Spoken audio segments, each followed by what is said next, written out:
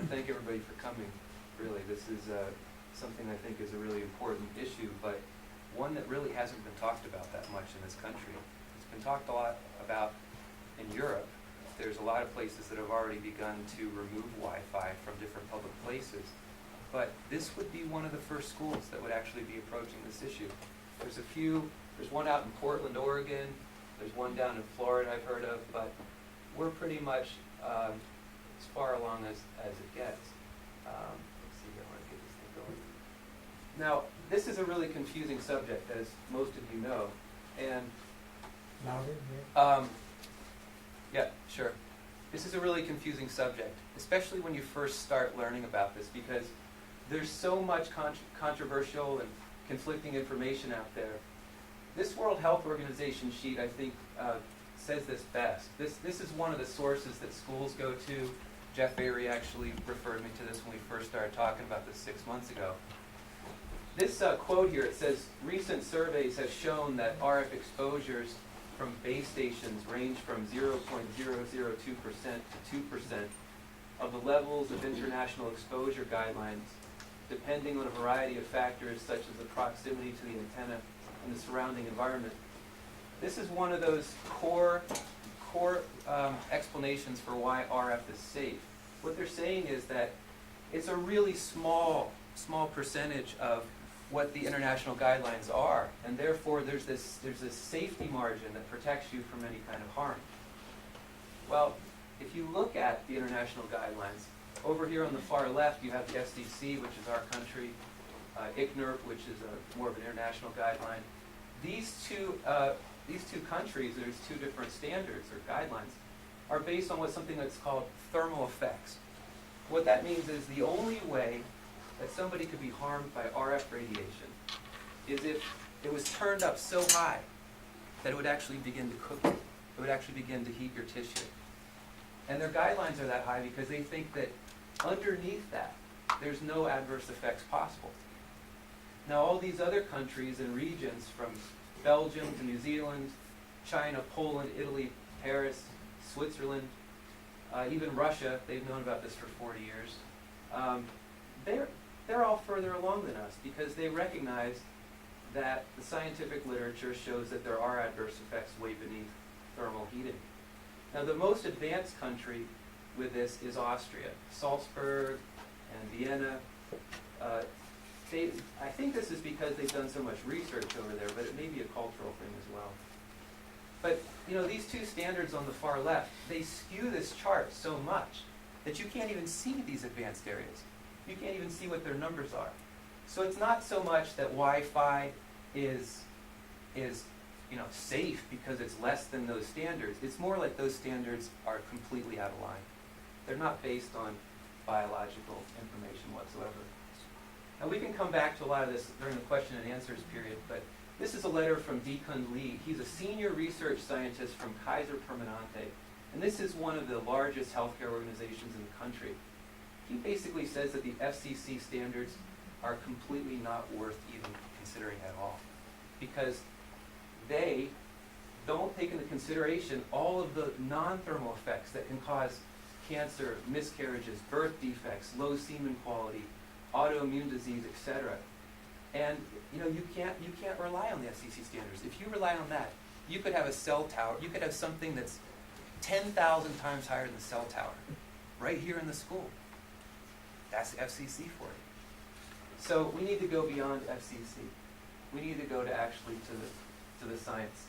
Now, this is something that we can touch on later too. This is a patent application by Swisscom, in which they actually admit that Wi-Fi is harmful. Now, this was something that came out of the second video. I hope you all had a chance to watch this. If not, you can watch it later on. But on the left side are cell tower studies. And you can see the power density levels, 1,000, 5,300, and 500, and the accompanying adverse effects that they found. Well, those power levels are way beneath what we have here in the school. So it goes to show that there may be serious adverse effects that could happen in time. But going back to this World Health Organization webpage that schools continue to rely on, it says, to date, the only health effect from RF fields identified in scientific reviews has been related to an increase in body temperature. So they're maintaining they're maintaining this core belief that there's nothing that happens unless you start to cook. Well, what about all these studies? What about the studies that have been going on for the last 40 or 50 years that show that there's adverse effects beneath thermal? Well, the World Health Organization here in May of 2011 actually made a change. That 31 scientists from 14 countries came together and they decided there was enough evidence to classify RF radiation as a class 2B carcinogen, which means possibly carcinogenic. Now, anything that comes onto these classifications starts there, so it doesn't mean that it's safer. But this page is still up. Despite the 2011 classification, we still have something from 2006 up there that people are relying on. Now, this is something else we can come back to later on. This is a set of all these different scientific studies ranked by power density level. So if you look over here, this is the level that the students are being exposed to with their laptops. It's around 20,000 microwatts per square meter. That's the same level that scientists have found double-strand DNA damage. Serious genetic effects. So, and there's lots of effects that happen well beneath those that we can talk about during question and answers if you'd like. Here's another chart that shows the red are scientific studies that have shown serious adverse effects. The blue is the exposure. So in the middle here is the laptops. And you can see it's at the same level as double-strand DNA breaks and above leakage of the blood-brain barrier. And above a lot of other really serious things too, like two times the rate of miscarriage.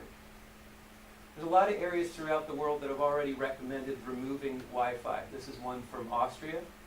This is the Council of Europe. They just came out this year. They're recommending getting rid of wireless and going for wired. This is the French National Library. This is Germany, Israel. Now, as much as we'd like to talk about this being based on health, there is a cost factor here, right? I mean, who wants to add to the school budget? Who wants to add to the tax base? Well, if hardwiring the school costs $15,000 total, which is pretty much right in the middle of the ballpark of this is what it would cost every household in this area. And that's not every year. That's total. That's permanent. $20. Now, if you compare that to some of the potential health risks here, such as brain tumors, let me tell you, it's a lot more than $20. It can wreck a family. It can wreck a community. And these scientists, they're saying that this is very likely a much bigger epidemic than anything that we've experienced before, because the market penetration of cellular devices and Wi-Fi devices, you're talking, I mean, like 80–90% of the population now is using this, and they've only been around for 5 years, 10 years. How long has Wi-Fi been here in the school? Do you know? 5 years? I mean, we are dealing with something that has never even been studied long term, but we're just exposing the children to it until, what, the studies come out in 30 or 40 years, right? It just doesn't make sense.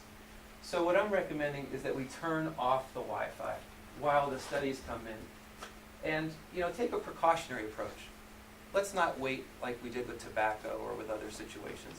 And let's get ahead of the curve. We can learn from the past. So I happen to talk a little faster than I thought I would. So if we want to go back, I can show you some of the other things that we didn't have time, that I thought we didn't have time to deal with. If you look over here on the bottom, the blue box, that's background for Calais. You can see it's at the same level as decreased cell proliferation. That's because there happens to be a WiMAX tower in town. But those are really low numbers, and they're much lower than where most of the effects start to happen, which is around 100. It's where you start to get sleep disorders and headaches and concentration problems. These were numbers that came from cell tower studies. And cell tower studies are especially helpful in this situation because it's full long-term chronic exposure. It's full body exposure. It's not the same as, like, you know, a cell phone for 30 minutes a day or something. This is what happens to people when they have RF microwave radiation in their environment for long periods of time. It wreaks havoc on every part of the body, And, you know, this is based on hundreds, if not thousands, of scientific papers. So this whole thing is based in science. This is not based on emotion. This is not based on some personal bias I have or some, some sort of agenda. This is based on looking at the scientific research and just making a pragmatic decision based upon it. So I welcome your questions during the question and answer period. And again, thank you guys for coming. I really appreciate it. Thank you.